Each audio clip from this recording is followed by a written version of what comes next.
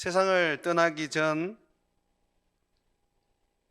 자손들에게 복을 빌고 또 그들을 위하여 하나님께 기도를 할 수 있다는 것, 그것은 참으로 축복된 일이고 헌모할 만한 일입니다. 저는 여러분들께서 어디를 가든지 기도하고 복을 빌어주는, 복을 이어주는 분들이 되기를 소망합니다. 자녀들의 집에 가서든지 또 부모님의 집에 가서든지 어디를 가든지 여러분들이 항상 하나님 앞에 은혜를 구하고 복을 구하십시오. 그래서 우리는 어디를 가든 예수를 믿든 예수를 안 믿든 먼저 가는 곳에 가서 잠시 기도를 합니다. 밥을 사 먹으러 가도 우리는 그곳에서 잠시 기도를 합니다. 왜냐하면 복을 빌기 위한 것이죠. 이것이 우리의 삶의 가장 중요한 사랑을 실천하는 삶의 모습입니다. 원수에게 가든 또 내 사랑스러운 사람에게 가든 어디를 가든 잠시 잠깐 복을 비는 것, 그것이 얼마나 놀라운 사랑인지 모릅니다. 이렇게 우리가 이 복을 비는 것, 이것은 인생 가운데 가장 복된 일입니다. 실질적으로 하나님이 우리에게 복을 주시는 것은 그 복 가지고 내가 잘 먹고 잘 살으라고 하시는 것보다 나를 통하여 내게 주시는 복이 흘러나가서 그 복이 나를 넘어 다른 사람들에게도 축복이 되기를 원하십니다. 그래서 여러분들에게 하나님이 항상 원하시죠. 복이 되라, 그렇게 말씀하십니다. 여러분들이 윤택하고 풍요로우면 여러분 곁에 있는 사람들도 윤택하고 풍요로운 것을 누릴 수가 있습니다. 어떤 사람을 만나느냐에 따라서 우리 인생이 행복할 수도 있고 또는 고통스러울 수가 있습니다. 복된 사람을 만나면 그냥 옆에만 있어도 복을 받는 것이죠. 제가 예전에 영천에서 살았는데 그 영천에서 이제 살다가 대구로 이사를 했었습니다. 근데 영천에 살던 집을 이제 작은 아파트를 이제 판다고 이제 부동산에 내놓고 이제 사람을 기다리는데 어느 한 분이 오셨어요. 오셨는데 본인이 살 집은 아니시고 본인의 자녀들에게 이제 주실 집을 구입하시려고 하더라고요. 저희 집에 오시더니 아우, 이 집이 참 포근하다라고 이야기를 하시면서 뭐 하는 분이냐고 묻더라고요. 그래서 제가 목사입니다 라고 얘기를 했더니 아, 그러시냐고. 그래서 이 집에서 주로 뭘 하셨습니까? 하고 또 묻더라고요. 뭐 이 집에서 예배 드리고 아이들 키우면서 살았습니다. 그러면서 특별히 이 집은 기도를 많이 제가 했던 기도의 집입니다 라고 말씀을 드렸습니다. 그러면서 제가 혹시 예수님 믿으세요? 그랬더니 아니래요. 자기는 예수님을 안 믿는데요. 그런데 이 집에 들어와 보니까 아주 포근하고 또 뭔가 복되다는 것을 자기가 느낄 수가 있대요. 그러면서 아, 목사님이시구나, 목사님이셔서 기도를 많이 해서 이 집이 이렇게 되게 포근하고 축복되다고 느껴지는구나, 그러시면서 좋습니다, 제가 이 집을 계약을 하겠습니다 라고 하시는 거죠. 그러니까 계약을 하려고 하는데 좀 깎아주려고 생각하고 있었거든요. 근데 안 깎으시는 거예요. 그래서 제가 좀 놀라서 물었습니다. 왜 깎아달라는 얘기는 안 하세요? 그랬더니 하시는 말씀이 아, 이렇게 복된 집을 깎으면 부정을 탑니다. 그렇기 때문에 깎으면 안 됩니다. 있는 그대로 내가 팔아야지 이 복이 앞으로 이곳에 살 우리 자녀들에게 임하기 때문에 그렇습니다 라고 그렇게 얘기를 하시더라고요. 제게는 뭐 어떤 그냥 쉽게 지나갈 수 있는 그런 일이지만 저는 마음에 뒀습니다. 그렇지, 나는 아브라함과 같이 복이지. 우리 주님이 어디든 네가 가는 곳에서 너는 복이 되라고 말씀하셨지. 그래, 내가 이곳에서 복이 되었구나. 이 복이 이 집을 사시는 분들에게 또 흘러갈 것이고, 이 복이 이분들이 만약에 예수님을 안 믿는다면 나중에라도 예수님을 믿는 그런 축복이 될 것이다 라는 생각을 했었습니다. 이 복이라는 게 그렇습니다, 여러분. 이 복은 절대로 창고에 가두어 두면 그거 다 썩어 없어집니다. 복은 하나님께서 하늘에서 우리에게 부어 주시기 때문에 우리가 그 복을 받을 때에 문을 활짝 열고 그 복이 막 흘러 나갈 수 있도록 하셔야 합니다. 이 복이 여러분이 생각한 그 창고에 꽉 차게 되면 더 이상 부어지지 않거든요. 그래서 항상 복의 창고는 여러분이신데, 또 여러분 가정이신데, 여러분들이 그 복의 창고를 항상 열어놓으셔서 아무리 채워도 채워지지 않는 그런 삶을 사시길 바랍니다. 모세는 이스라엘의 이 11지파에 축복을 했습니다. 이 축복을 하면서 다양한 축복들을 했는데, 오늘 우리가 아셀 지파에 대한 이 축복을 보면서 야, 이것도 축복이구나 라는 것을 여러분들이 아마 배우게 될 것입니다. 그리고 이 아셀이 받았던 이 축복이 형제들 중에서 다른 지파들보다 더 큰 복을 받을 수 있는 또한 복이구나 라는 것도 여러분들이 배우게 될 것입니다. 한번 24절 한번 보시죠. 아셀에 대하여 일러스되, 모세가 아셀 지파에게 이제 축복을 합니다. 아셀은 아들들 중에 더 복을 받으며, 여기 보십시오. 야곱의 다른 아들들보다 더 많은 복을 받으라고 말하고 있습니다. 야곱의 아들들 중에 최고의 복을 받은 사람들 보게 되면 유다나 또는 이 요셉이거든요. 그런데 오늘 모세는 그들보다 더 많은 복을 받으라, 그렇게 축복을 하고 있습니다. 도대체 이들은 어떤 삶을 앞으로 살기에, 또 어떤 축복을 모세가 부어주기에 이렇게 더 많은 복, 넘치는 복, 다른 형제들과 비교할 수 없는 그런 복을 받으라고 하는지 참 우리가 이거 한번 살펴보는 게 참 재미가 있을 것입니다. 자, 이 아셀은 이스라엘의 그 여러 지파들 가운데에 이들은 무엇보다도 형제들의 기쁨이 되는 이 축복을 받았습니다. 형제들의 기쁨이라. 형제들이 이 아셀을 생각하면 기쁜 거예요. 고마운 거예요.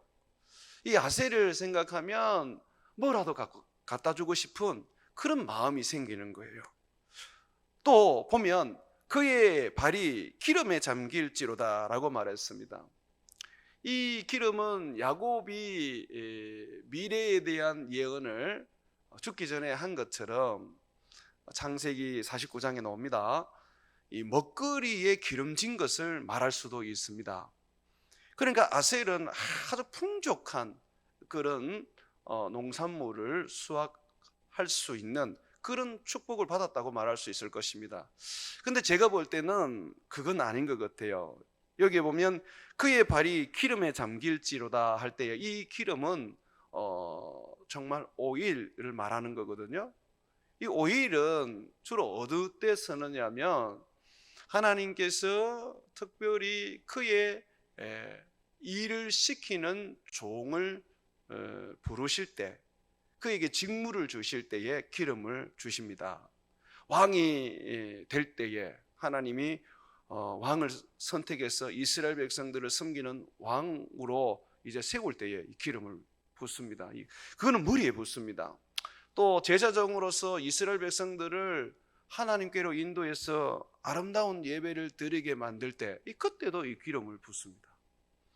또 선지자들, 하나님의 말씀을 전하는 이 선지자들을 세울 때도 기름을 붓는단 말이죠.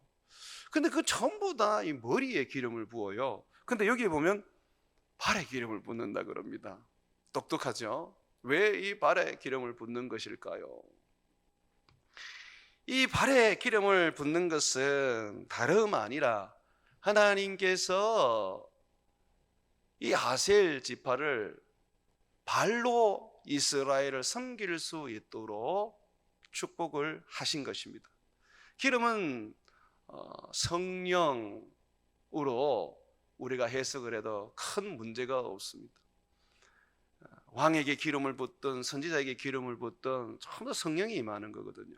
근데 이 아셀에게 임하는 성령은 발에 임하는 것이란 말이죠. 왜 발에 임하느냐면 이들은 12지파를 섬길 것이기 때문에 그렇습니다. 특별히 이들은 허리에 수건을 차고 대야에 물을 담아서 다른 형제들을 정성을 다하여 섬기는 여호와의 종으로서 기름 부은 삶을 살게 될 것입니다. 그런 축복을 한 거예요. 목사님, 그게 무슨 축복입니까? 그건 종이 되라는 것은 그건 저주지 않습니까? 라고 여러분이 할 수 있을 것입니다. 그런데 아십니까? 그게 복 중에 복이고 가장 큰 복을 받는 우리 하나님의 축복입니다. 예수님은 이 땅에 오셔서 그래 사셨습니다. 허리에 수건을 차고 대야에 물을 담아서 자기가 만든 사람들의 발을 씻기셨습니다. 예수님은 그런 삶을 12제자들에게 반드시 배우고 그것을 따라서 행하라고 가르치셨습니다. 만약에 우리가 교회의 일꾼으로서 잘 섬기고 있음에도 불구하고 예배에 있어서 남들보다 열심을 가짐에도 불구하고 기도에 쉬지 않고 부르짖음에도 불구하고 하나님께서 내게 복을 주시지 않는다면 우리의 섬김에 문제가 있다는 것입니다. 우리가 겸손하게 종과 같이 우리의 형제들을 섬긴다면 우리 하나님께서는 우리에게 약속하신 복을 주실 수밖에 없습니다. 이 아셀은 그러면 어떤 섬김을 하나님이 요구하셨을까요? 바로 25절에 나오는데 내 문빗장은 철과 놋이 될 것이니 네가 사는 날을 따라서 능력이 있으리로다 라고 말씀하고 있습니다. 뭐가 되라 그럽니까? 너는 너희 이스라엘 사람들의 문이 되어라. 적이 공격해 오면 그 적을 막아서는 문이 되어라. 어떤 어려움과 환난이 있어도 너는 그들을 안전하게 보호할 수 있는 요새의 문이 되어라 라고 말씀하고 있는 것입니다. 이 아셀에게 지금 모세가 부어주고 있는 축복은 방패의 축복입니다. 네가 방패가 되라는 것입니다. 여러분, 이것은 우리 하나님의 삶이었고 우리를 향한 놀라우신 은혜요 능력이었습니다. 주님은 우리에게 어떤 분이십니까? 요새 아닙니까? 바위 아니십니까? 또 성읍 아니십니까? 우리 주님은 항상 우리를 지키시고 보호하시는 분이십니다. 예수님은 양의 비유에서 자신을 뭐라 그랬습니까? 예수님은 목자이시면서 양들의 문이라 그랬어요. 양들이 들어가고 나가는 그 문, 이 문은 아무나 열 수도 없고 들어갈 수도 없습니다. 이 문은 목자이신 예수님이 열고 또 그 문 자체가 예수님이십니다. 왜 이렇게 문을 예수님 자신이라고 말했습니까? 밤에, 깜깜한 밤에 양을 잡으러 오는 늑대를 또는 이리를 막아내는 바로 방패의 문이기 때문에 그렇습니다. 근데 이 삶을 지금 누구에게 축복하고 있습니까? 누구에게 부어주고 있습니까? 아셀에게 부어주고 있습니다. 아셀은 이 납달리와 같이 변방에 있는 지파입니다. 그리고 그들은 해변 쪽에 살고 있습니다. 그러면 지중해를 통해서 다른 나라의 사람들이 군사를 이끌고 배를 타고 쳐들어올 수 있습니다. 이것을 문이 되어서 막아내는 거죠. 문으로서, 문빗장으로서 어떤 종류가 되라 그럽니까? 쉽게 부서지는 나무 문이 아니라 전혀 부서지지 않는 철과 녹과 같은 단단한 문이 되라고 말해주는 것입니다. 교회 안에는 이런 아셀과 같은 축복을 받은 분이 있어야 합니다. 그래야지만이 정말 우리가 그분으로 인하여 큰 기쁨을 누릴 수가 있습니다. 우리는 교회 안에 모여 있지만은 보이지 않는 영적 세계 속에서 끊임없이 사단의 공격을 받습니다. 이 공격을 막아줄 수 있는 그런 문빗장과 같은 방패와 같은 축복을 받은 분이 있어야 합니다. 그런 분들이 어떤 분입니까? 그런 분들을 보면요, 기도하는 분이에요. 기도로서 교회를 영적으로 단단한 하나님의 피난처로 만듭니다. 예루살렘 성과 같이 천혜의 요새로 만듭니다. 그래서 기도하는 사람들이 기도를 중단해 버리면 교회는 마치 문이 열린 것 같이 활짝 열려져서 사단이 그냥 공격해 들어오도록 해버리는 것이죠. 그래서 교회 안에서 기도하는 분들은 우리가 마음이 상하지 않도록 잘 배려해야 합니다.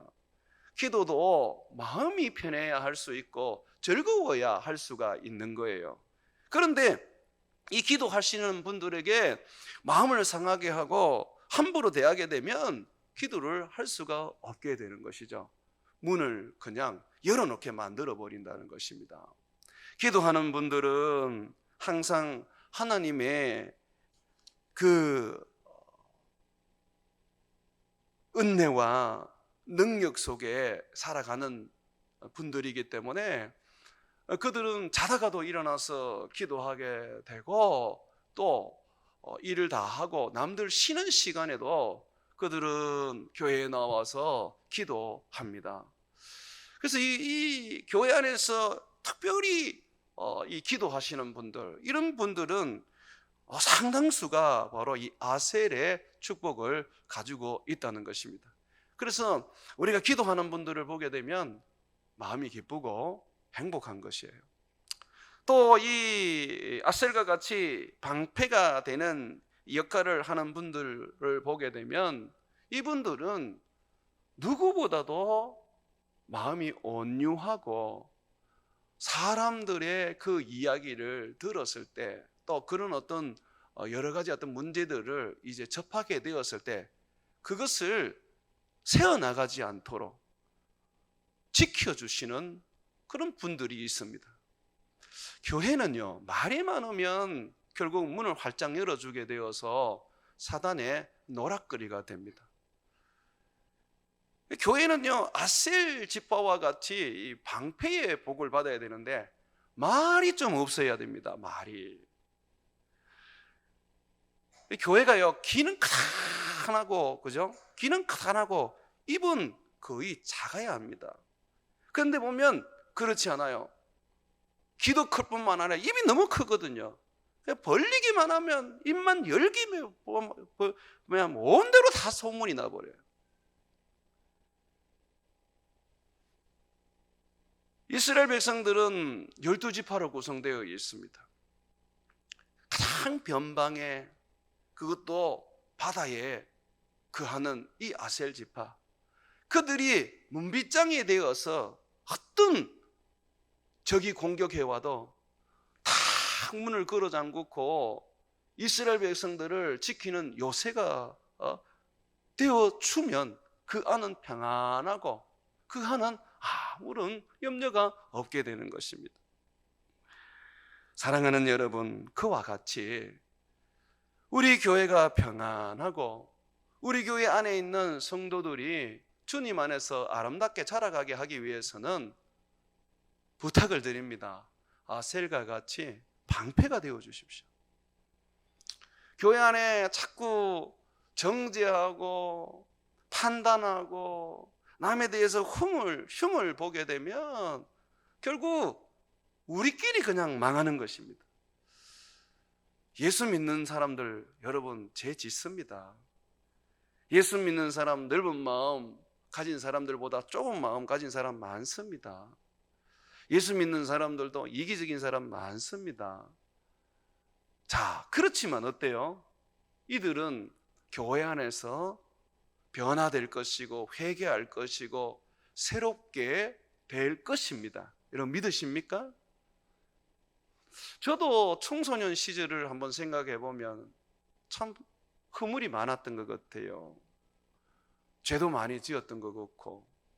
그렇다고 해서 제가 신학대학을 들어갔는데 신학대학 들어가서 전도사 생활하면서 죄를 안 지었느냐? 그것도 아닙니다. 제가 좀 들었을 뿐이지 그때도 죄를 지었어요. 목사가 되고는 어떻게 했을까요? 죄 없이 살아갈까요? 아닙니다. 제가 베들로 교회에서 여러분들과 함께 이제 만 7년 가까이 함께 우리가 동고동락하며 주님을 섬겼는데 여러분 제게서 허물 못 보셨습니까? 보셨을 겁니다. 제게서 말의 실수도 있고 또는 약속을 지키지 못하는 부분들도 있고 어떤 부분에 있어서는 제가 전혀 목사답지 못한 모습들도 여러분에게 보였을 것입니다. 이런 부분들 속에서 우리 장로님들이 방패의 복이 되셔가지고 탁 막아주셨기 때문에 그 부분들이 변화되고 고쳐져서 이제는 좀 더 나은 목사로 달려갈 수 있게 된 것입니다. 자식을 키워보면 알잖아요. 처음부터 멋있고 인격적이고 모든 일에 흠이 없는 자식, 여러분 그런 자식 보셨습니까? 없습니다. 전부 다 문제 많고 전부 다 정말 흠을 맞습니다. 제가 오늘 우리 집사님 농원에 제가 신방을 갔는데 마침 거기 어머니 아버님이 그 농원에 오셔서 아들 농원을 돕고 계시더라고요. 아들이 나이가 이제 40이 넘었는데 제가 막 인사를 하면서 아유 반갑습니다. 제가 우리 집사님 교회의 목사입니다 하고 인사를 했더니 그 어른들이 하시는 말씀이 아유 목사님 우리 철딱선이 없는 아들 좀 잘 봐주십시오. 많이 실수도 하고 정말 여러 가지 어떤 교회에 덕이 안 되는 일도 많이 할 건데 아유 그때마다 목사님 좀 덮어주시고 좀 기도 많이 해주십시오 그러시는 거예요. 그래서 내가 아닙니다. 우리 집사님 교회 기둥입니다. 얼마나 잘하시고 얼마나 귀한 분인지 모릅니다. 그랬더니 어머니가 저를 보면서 하는 말이 그런 말 안 하셔도 다 압니다 이렇게 얘기하시더라고요. 어머니가 보기에는 항상 이 자녀가 너무나도 연약해 보이고 허물이 많아 보이죠. 그렇지만 그 집사님 정말 잘하십니다. 훌륭한 집사님이시고요. 그 어머니 눈에는 왜 그렇습니까? 어렸을 때부터 늘 그것을 봐왔기 때문에 잘해도 설마 하고 이렇게 생각하시는 거죠. 노모가 세상을 떠날 때 유언을 남기라 그러면 가장 먼저 유언을 남기는 게 뭐냐면 아들 손을 잡고 이제는 철 좀 들어라 그런답니다. 근데 아들이 나이가 70이 넘었대요. 그만큼 부모 눈에는 자식이 여전히 연약할 수밖에 없는 거예요. 그러면 여러분 하나님이 우리를 볼 때 아무리 우리가 목사고 장로고 권사고 신앙생활 막 30년 40년을 해도 여전히 부족하지 않겠습니까? 그런 부족한 우리가 교회 안에서 좀 덮어지고 좀 보호받고 나중에 바뀌어지고 좋은 그리스도인이 될 거니까 그때까지 좀 가려주는 걸 하나님 원하지 않겠습니까? 방패가 되어 달라는 것입니다. 좋은 교회는요, 어떤 교회인 줄 압니까? 성도들이 헌금 많이 하고 봉사 많이 하고 인격 좋은 거, 물론 좋은 교회죠. 근데 제가 생각하는 좋은 교회는요, 성도들의 허물을 덮어줄 줄 아는 교회가 좋은 교회입니다. 좀 연약한 거, 그런 것도 그냥 도와서 그 사람 세워주면 되고, 성질 내고 막 회의하다가 뛰쳐나가도 좀 달려가서 손 좀 잡고, 그래 괜찮아, 왜 그렇게 화를 내 하면서 달래줄 줄 알아야 되는 거예요. 한경진 목사님이 이 아셀의 복을 받으셨어요. 한경진 목사님의 아내는 악체라는 이야기를 많이들 합니다. 기도 참 많이 하시는데 이분이 성격이 불같아서 그냥 뭐 마음에 안 들면 뒤집어 엎어버리세요. 그래서 이분이 좀 뭐라 그럴까, 한경진 목사님의 그 고매한 인품과 그리고 목사로서의 그 아름다운 모습에 찬물을 끼얹을 때가 참 많았습니다.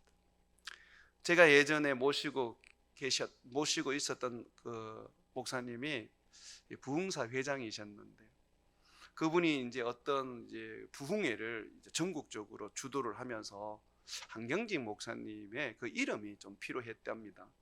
고문으로 이름을 그 조직에 좀 얹으려고 목사님을 찾아갔더니 목사님은 못 만나고 사모님이 가로막으면서 우리 목사님은 바빠서 이런 거 할 수 없으니까 이런 거 요구도 하지 말고 빨리 가시라고 그러더랍니다.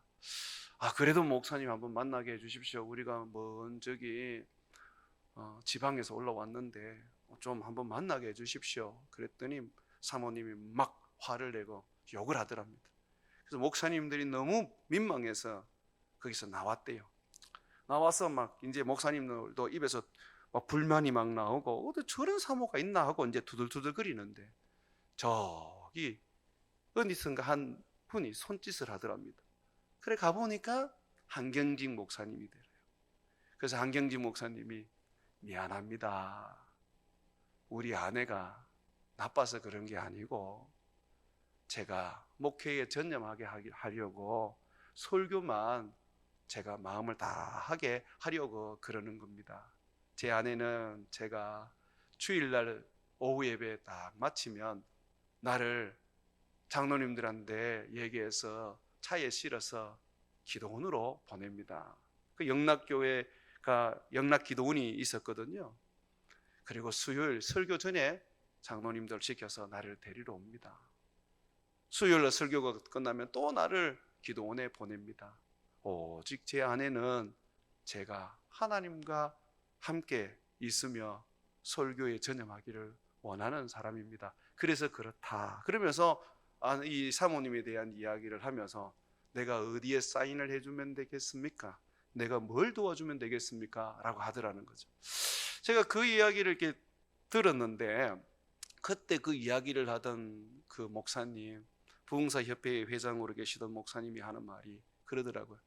야, 그 한경진 목사님이 그 아내의 그 어떤 약점과 또는 그 허물을 진짜 말 한마디로 다 덮어버리더라. 그런 얘기를 하시더라고요. 그래서 그 한경진 목사님의 그 방패와 같은 그 삶이 사모님도 정말 훌륭하신 분이구나, 목사님을 위해서 저렇게 하시는구나 하면서 여겨지더라는 겁니다. 여러분, 우리 교회에 연약한 분들이 있습니다. 베들로 교회 집사라고 해서, 베들로 교회 어떤 성도라고 해서 어디 가서 늘 칭찬만 듣는 건 아닙니다. 그렇지만은 여러분들이 방패가 되어 주셔서 그런 허물을 덮어주는 사람이 돼 버린다면 사람들은 말할 것입니다.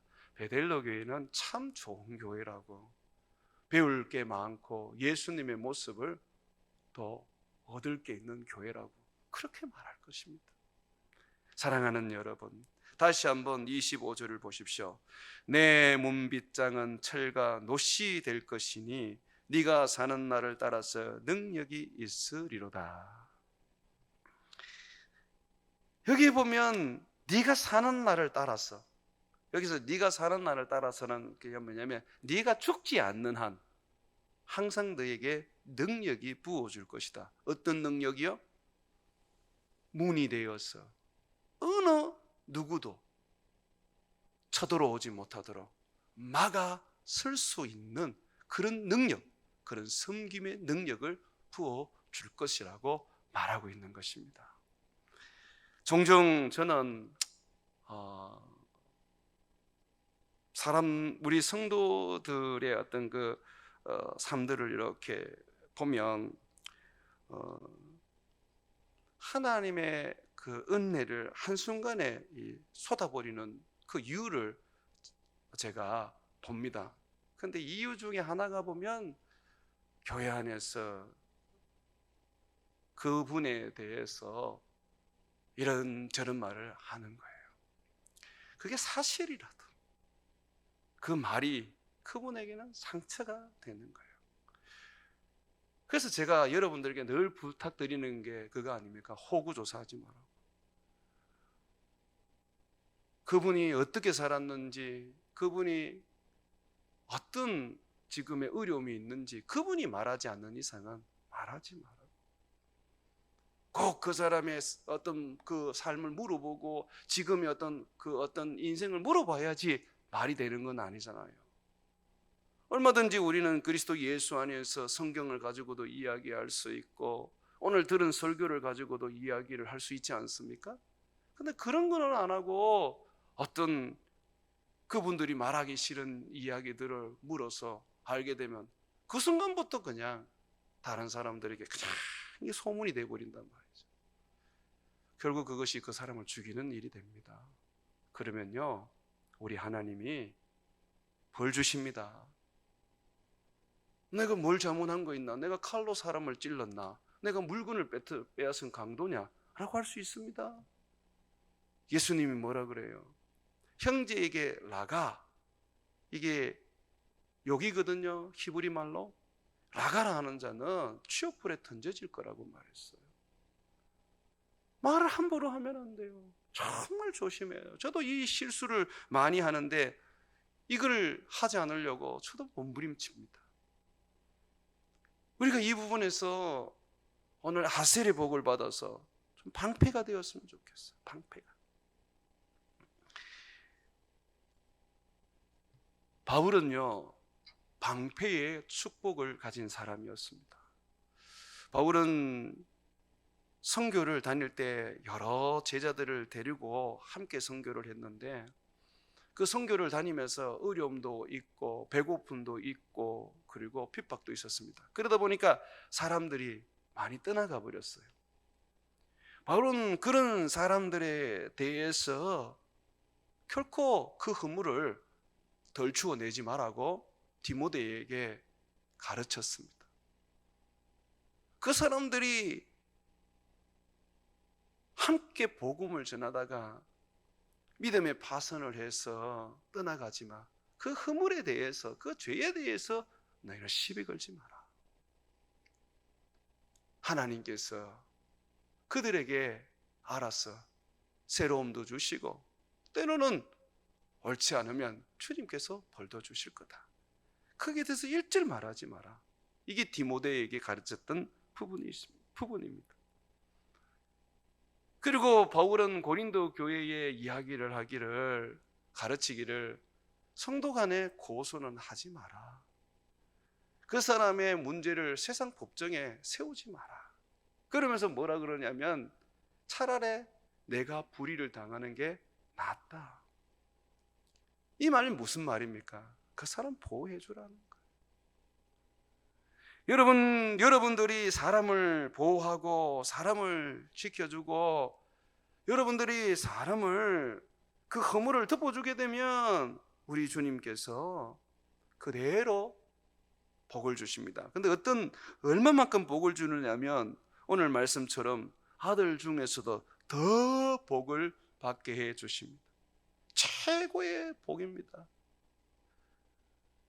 억만금을 헌금 안 해도, 내 몸을 불사르게 내어주지 않아도 우리가 방패가 되어서 성도들을 지켜줄 수 있고, 성도들을 보호해 줄 수 있고, 성도들이 우리로 인해서 안전하고 평안한 삶을 누릴 수만 있다면 우리 하나님은 넘치는 복을 우리에게 부어 주시는 것입니다.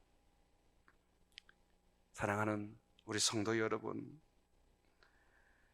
주님께서는 우리에게 항상 이런 말씀을 하시죠.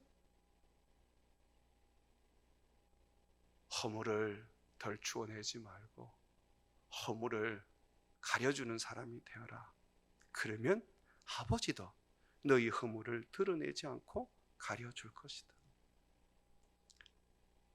저는 예수님의 사역 중에서 현장에서 간음하다가 잡혀서 예수님께 온 그 여인에게 행하신 그 예수님의 사역을 가장 저는 닮으려고 했습니다. 현장에서 간음한 여인을 이스라엘 사람들이 예수님께 잡아와서 어떻게 할 것이냐고, 당신은 어떻게 판결할 것이냐고 했을 때 예수님은 어떻게 하셨습니까? 당시의 율법을 따르면 그 사람은 바로 돌로 쳐서 즉결 처분을 받아 죽어야 합니다. 그런데 예수님은 어떻게 하셨습니까? 예수님께서는 그 여인을 어떻게 하셨습니까? 예수님은 그 여인을요 향하여서 방패가 되어주셨습니다. 누구든지 죄 있는 자가, 죄 없는 자가 이 여인을 돌로 쳐라 그랬습니다. 근데 거기는 죄 없는 사람이 하나도 없었거든요. 아이부터 어른까지 모두가 죄인이었거든요. 그래서 다 떠나버렸어요. 그때 예수님께서 그 여인에게 말씀하셨죠. 너를 정죄하는 자가 어디 있느냐? 없습니다, 예수님. 그래, 나도 너를 정죄하지 않는다. 이제는 다시는 죄를 짓지 마라 하시면서 그 여인의 보호자가 되시고 방패가 되어주셨지 않습니까? 여러분, 율법은 창입니다. 검입니다. 사람을 정죄하고 사람을 그냥 법에 따라서 심판하는 것입니다. 그러나 복음은 방패입니다. 사람들의 비난을 막아내게 하고 원수들의 정죄를 막아내게 합니다. 우리가 자꾸 정죄하고 판단하게 되면 우리는 모세의 제자지 예수님의 제자가 아니에요. 예수님의 제자가 되려 그러면 예수님처럼 보호할 줄 알고 막았을 줄 알고 덮어줄 줄 아는 인생이 되어야 하는 것입니다.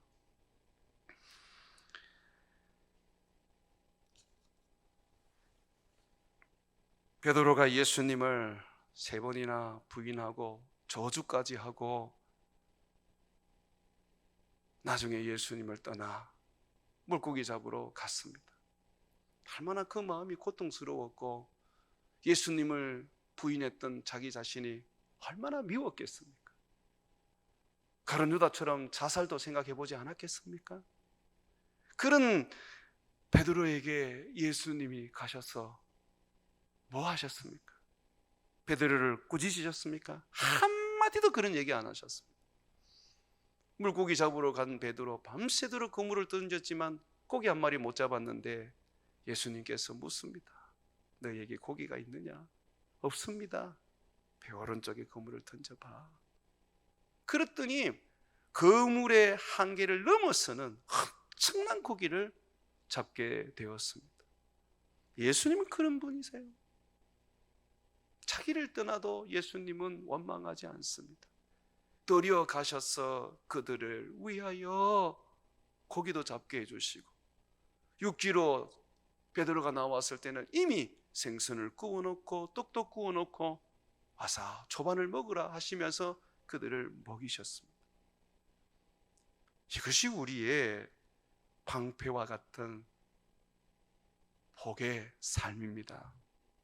사랑하는 여러분, 달라고만 하지 말고 주신 것을 사용할 수 있는 분이 되셔야 합니다.